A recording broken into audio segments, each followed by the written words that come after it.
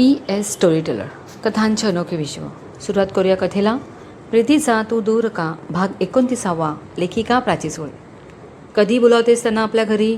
आजूंनी तिला विचारले आणि मैथिली अधिकच त्यांना घट्ट बिलगून रडू लागली. आजूंच्याही डोळ्यात पाणी आले. कथा पुढे सुरू. मैथिलीने सुट्टी घेतली. गोकाला हाताशी धरून बंगल्यातली साफसूफ करून घेतली. आदिराजने घरी सांगितले आणि नंदिनीने ती बातमी उचलून धरली. विश्वनाथ यांना सांगून तिने दुसऱ्याच दिवशी मैथिलीकडे संध्याकाळी आपण जातोय असा निरोप आदिराजला द्यायला सांगितला आणि त्यामुळेच आता गडबड चालू होती. आतला सगळा बंगला, बाहेरचं लॉन, गार्डन सारं मैथिलीने माळीकाकांना सांगून साफ करून घेतले. आत गोका होताच. दुपारचे जेवण एकदम साधं केले. खिचडी आणि पापड लोणचं.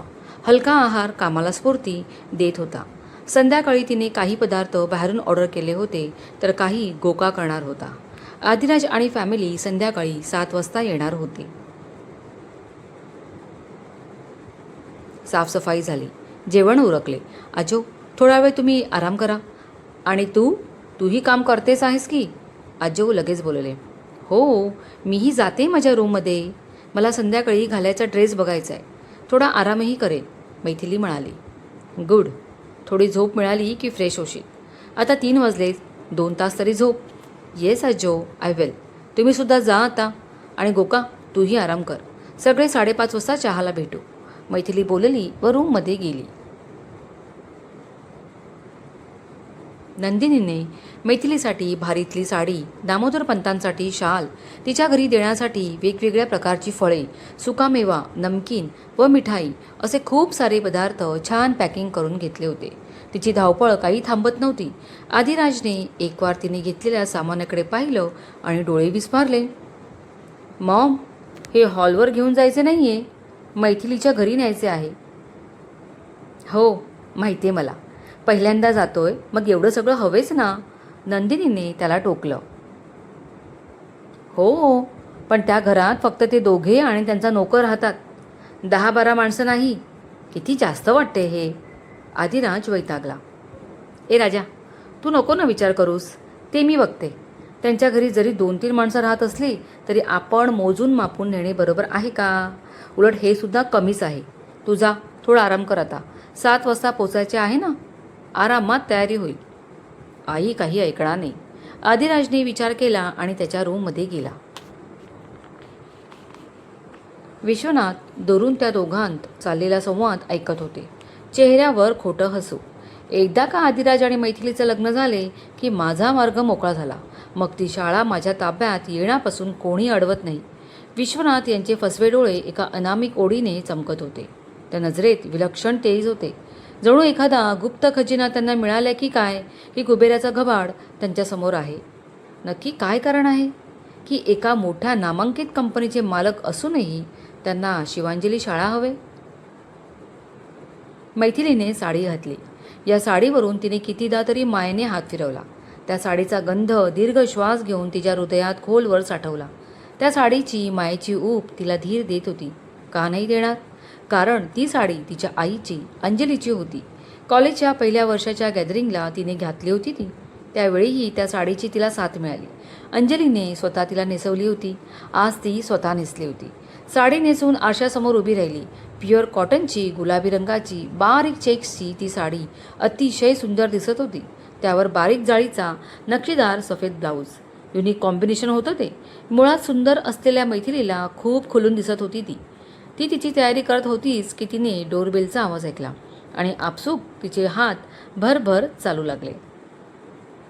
गोकाने दार उघडले. दारात चौधरी फॅमिली उभी होती. गोकाच्या मागे लगबगीने दामोदरपंत आले व गोका बाजूला झाला. नमस्कार, या, स्वागत आहे, आजो हात जोडत म्हणाले. पण का, कोण जाणे काय झाले? आधी पटकन पुढे झाला व त्याने आजूंचे हात धरले. आजो, तुम्ही हात नका जोडू, आशीर्वाद द्या, असं म्हणून आदिराजने वाकून त्यांना नमस्कार केला. आदिराजच्या कृतीने आजो प्रभावित झाले. मैथिलीची निवड योग्य आहे असा निर्वाळा त्यांच्या मनाने दिला. आदिराजने असं केलेलं पाहून नंदिनीला त्याचा अभिमान वाटला. सगळे आत आले. ड्रायव्हरने नंदिनींनी घेतलेले सारे जिन्नस आत आणून ठेवले.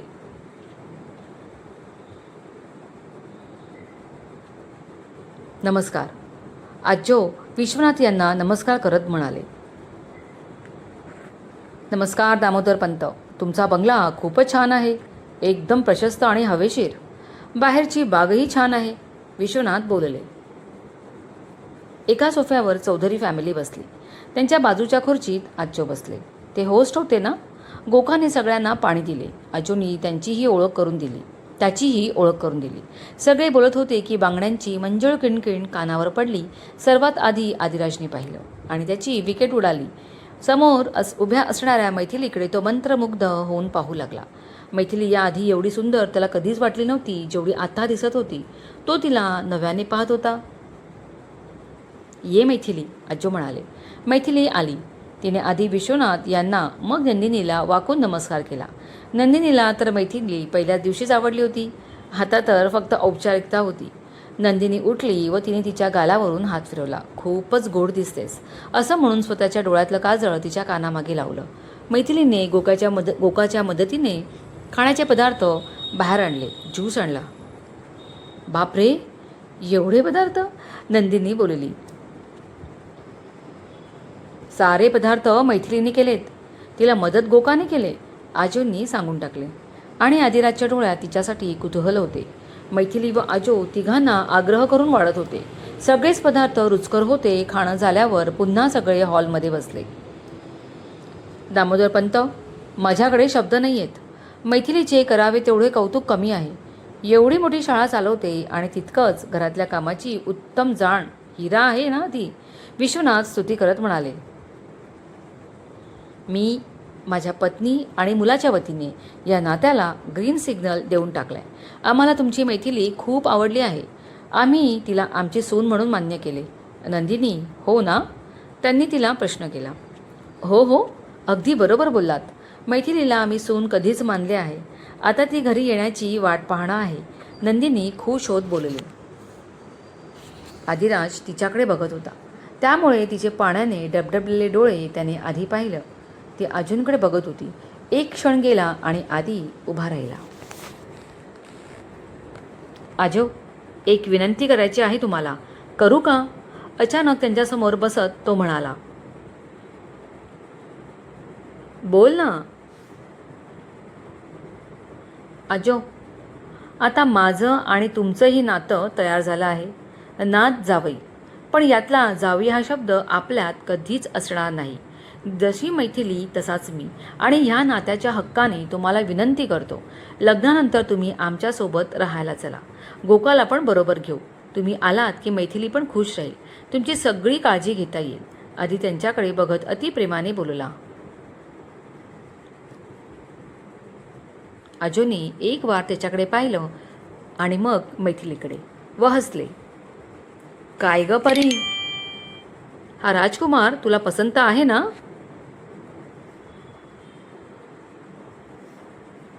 आजोनी असे विचारले व मैथिली लाजली. ती खाली मान घालून उभी राहिली. स्वतःच्या भाग्याचा हेवा वाटावा असा जोडीदार मिळाला आहे. किती केअरिंग आहे. समोरच्याच्या मनातलं लगेच ओळखतो. आता मी आजूंचा विचार करत होती. त्यांच्या काळजीने वाईट वाटत होते व आधीने किती पटकन सोल्युशन काढलं. तिच्या नकळत ती आधीवर जास्त प्रेम करू लागली. आदिराज, तुझ्या प्रत्येक शब्दात माझी काळजी कळली. खूप मनापासून बोललास बघ. पण तरी असं नातीच्या सासरी राहायला मी येणार नाही. हां, मी इथेच ठीक आहे. हा गोका आहे की सोबतीला? आणि मैथिली कुठे लांब जाते? एकाच शहरात राहणार आहोत. जेव्हा वाटेल तेव्हा भेटायला या. आजो मन मोकळेपणाने बोलले. नातीच्या सासरी नाही, पण मुलीच्या घरी तर राहू शकतं ना बाबा, नंदिनी असे म्हणाली आणि साऱ्यांनी चमकून तिच्याकडे पाहिलं. हे बोलताना नंदिनीचा चेहरा खूपच हळवा झाला होता. मैथिलीला तर आभाळ ठेंगणे झाले. समंजस नवरा आणि इतकी प्रेमळ सासू, तिला तर कोणावर जास्त प्रेम करू असे झाले. पटकन उठून तिने नंदिनीला मिठी मारली. तो क्षण खूपच इमोशनल झाला. सगळ्याकडे तटस्थपणे बघणाऱ्या विश्वनाथ यांना आता हे सगळे सोपास्कार लवकर संपवावे असं वाटत होते. शेवटी घसा साफ करून ते बोललेच. नंदिनी, मैथिली, तुम्ही दोघी दामोदर पंतांची काळजी करू नका. आता नंदिनीने त्यांना बाबा म्हटले ना, मग हा जावई आहे ना. बाबा इथेही राहतील आणि आपल्या घरीही. तसंच त्यांनी शाळेत जाणंही सुरू करावं असं माझं मत आहे. मैथिलीला त्यांच्या अनुभवाची मदत मिळेल. हो, एकदम बरोबर म्हणालात तुम्ही. असंच होऊ दे. नंदिनीने पुस्ती जोडली. बरं, आता आपल्या आदिराजला मैथिली पसंत आहे आणि मैथिलीला आदिराज. तेव्हा राजे चौधरी हे नातं घट्ट होते असे मी जाहीर करू का बाबा? विश्वनाथ यांनी विचारले. हो, बेलाशक. आजो हसले तसं सगळ्यांनी टाळ्या वाजवल्या. नंदिनीने मगरीतसर मैथिलीला कुंकू लावून तिला आणलेली भरजरी साडी दिली आणि ही बरंच काही दिले. अजूनचा मान केला. गोकाला पाकिट आणि शर्ट दिला. गोकाने लगेचच मिठाईचे बॉक्स उघडले. हां, आधी मैथिली आदीला आणि आदी मैथिलीला पेढा भरवेल, नंदिनी म्हणाली. मैथिलीने आधीकडे न बघताच पेढा भरवला. इतकी ती लाजत होती. आधीने तिला पेढा भरवला, पण तो भरवताना त्याने मुद्दाम तो पेढा अर्धाच तिला भरवला व अर्धा पेढा स्वतः खाल्ला. हुशार आहे, तिने मनात दाद दिली. सगळ्यांचे खाणं झालं. लग्न खूपच कमी आणि सिलेक्टेड लोकांच्या उपस्थितीत करायचे असे ठरले. लग्न सोहळा चौधरी विलामध्ये होणार होता. लग्नाची तारीख, मुहूर्त सारं काही नंदिनी बघणार होती. दामोदर पंतांना काहीही करायचे नाही असे सांगितले. मैथिलीची व साऱ्यांची लग्नाची खरेदी तीच पाहणार होती. नंदिनी, अगं आम्हाला पण काही काम ठेव. सगळं एकटीच कसं करणार? आमची मैथिलीही तुला मदत करेल, आजो म्हणाले. बाबा, हक्काने नंदिनी म्हणालात. मला सगळं मिळाले आणि काम करायला अजून बळ आले. तुम्ही काहीच चिंता करू नका, त्यांचे हात हातात घेत ती म्हणाली. तो सोहळा तिथे संपला. सगळ्यांनी हसून प्रेमभराने निरोप घेतला. निघताना फोन असा इशारा आदीने मैथिलीकडे बघत केला. हॅलो, हाय माय लव, आदी रोमॅन्टिक होत म्हणाला. झोप येत नाही आहे का? मैथिली मुद्दाम दुसरं बोलली. चंद्र इथे अन मधू तिथे. मग झोप कशी येईल? ते काही नाही. मैथिली, आपण उद्याच पळून जाऊन लग्न करू. आय कांट वेट, आदिराज अचानक म्हणाला. काय? मैथिली नकळत मोठ्याने ओरडली. अगं हळू ओरड, आजो गोका उठतील ना. ओरडू नको तर काय?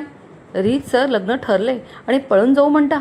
मैथिली लटक्या रागाने म्हणाली. अगं मग किती दिवस? आई उद्या गुरुजींना तारीख मुहूर्त विचारणार, मग ते सांगतील. समज तारीख खूप लांबची मिळाली तर? चुप बसा, काय लहान मुलासारखं बोलताय? मैथिली हसू दाबत म्हणाली. तुमच्यापेक्षा आईच जवळचा मुहूर्त शोधून काढेल बघा, आणि हे पळून बिळून जाण्याचं खूळ डोक्यातून काढा. आता मैथिली थोड्या गुस्स्यात बोलली व आदिराज जोरात हसू लागला. आता हसताय का? मी सगळी मस्करी करत होतो ग. मैथिली, एक बोलू? अगं आपल्या आनंदापेक्षा मला आई आजोंचा आनंद महत्त्वाचा आहे. I knew it. मी सुद्धा मस्करीच करत होते, मैथिली हसून म्हणाली. Smarty like you. मैथिली हसली. उद्या गुरुजींनी अगदी 8 दिवसांच्या आजचा मुहूर्त काढू दे. आधीचे हे शब्द मैथिलीच्या हृदयात गोड झंकार उठवत होते. मनात हलके तरंग उठत होते व शरीर रोमांचित करत होते. ती लाजली. मला झोप येते, गुड नाईट, ती पटकन बोलली. इतक्यातच? आता कुठे बोलणं सुरू झालंय आपलं? नो, नाही, शाळेत लवकर जायचे आहे. आज सुट्टी केली होती, सो आता गुड नाईट. हाय क्या करे ये बेचारा. गुड नाईट, आधी सुस्कारा सोडत बोलला. आणि स्वीट ड्रीम्स, मैथिली गोड आवाजात बोलली आणि कॉल कट केला. कॉल कट केल्यावर तिने हातातल्या मोबाईलकडे प्रेमाने पाहिलं व हलकं किस केलं. झोप येणार नव्हतीच. मनाचा कोपरा न कोपरा आदिराजने व्यापला होता. मैथिलीचा कॉल कट झाला व आदीने एक वार मोबाईलकडे पाहिलं. तो बाजूला ठेवून पटकन मऊ रजई अंगावर घेऊन झोपला. आज रात्र मैथिलीच्या स्वप्नात घालवायची होती त्याला. एक मोठं काम मनासारखं झालं याचा विश्वनाथ चौधरी यांना खूप आनंद झाला होता. त्यांनी जे ठरवलं होतं ते बिनविरोध झालं. कसलाही नकार न येता आधी मैथिलीचं लग्न त्यांचा व्यवहार होता, एक डील होते. त्यामागचा कुटील हेतू फक्त त्यांनाच माहीत होता. शिवांजली शाळा, कुठल्याही परिस्थितीत त्यांना ती हवी होती. त्यांचा मुलगा आदिराज त्यांच्याशी पहिल्यांदाच खोटं बोलला होता, तेही मैथिलीसारख्या सामान्य मुलीसाठी, ज्याचा राग त्यांना होताच. आधीसाठी त्यांना देशातल्या टॉप बिझनेसमॅनच्या मुली येत होत्या, पण या सर्वांवर आधीने पाणी फिरवले होते, त्यांना धक्का दिला होता. तरीही ते आता खुश होते. त्यांच्या हातात शिवांजली शाळा आपसुकच येणार होती. मैथिली आधी मानली तर नाही, तर धाक दपटशा दाखवून तेव्हा कोणाचीही गय करणार नाही. विलाच्या दुसऱ्या फ्लोअरच्या स्टडीमध्ये बसून ओठात सिगारेट व हातात दारूचा ग्लास धरून ते विचार करत होते. अखिलेश महाजनच्या शिवापूर प्रोजेक्टसाठी आधीची गरज काय? तोच महत्त्वाचा होता. त्याला दुखून चालणार नव्हतं. काहीही करून मैथिलीला या घरात काढायचे, या घरातून काढायचेच हा विचार पक्का झाला आणि त्यांचे डोळे चमकले व ओठ हसण्यासाठी रुंदावले. शेवटी आपल्या लाडक्या आदिराजचं लग्न होतंय आणि तेही मला आवडलेल्या गुणी मुलीशी. अजून काय हवे? नंदिनी तिच्या आलिशान बेडरूमच्या बेडवर झोपून विचार करत होती. नवरा असला काय किंवा नसला काय त्यात फरक नव्हता. विश्वनाथ घरी आले की सतत स्टडीमध्येच असत. कधी कधी ते तिथे झोपत. नंदिनीने याची सवय करून घेतली होती. तिचं एकच स्वप्न होते, आधीला त्याची सारी सुखं मिळावी, फक्त पैशाच्या मागे राहू नये. समाज, कुटुंब, नाती जोडावी व ती कायम टिकवावी. तीच खरी श्रीमंती आहे. विचार करता तिचे डोळे भरून आले. तिला विश्वनाथ यांनी फक्त पैसाच पुरवला, पण तिला काय हवे याचा कधीही विचार केला नव्हता. ती मन मारून या काचेच्या महालात शोभेची बाहुली म्हणून राहत होती. निर्जीव खेळणं, पण आधी आणि मैथिलीच्या सुखासाठी ती प्रयत्न करणार होती. तिचा पूर्ण सपोर्ट त्यांना देणार होती. क्रमश कथा कॉपी करण्यास सक्त मनाई आहे. कथेचे सारे हक्क लेखिकेकडे, प्राची सोळेजाकडे सुरक्षित. कथेला प्रेम द्या, हाईप द्या आणि हाईप करायला विसरू नका. मनपूर्वक धन्यवाद. कथा लिखित व आवाज प्राची सोळे.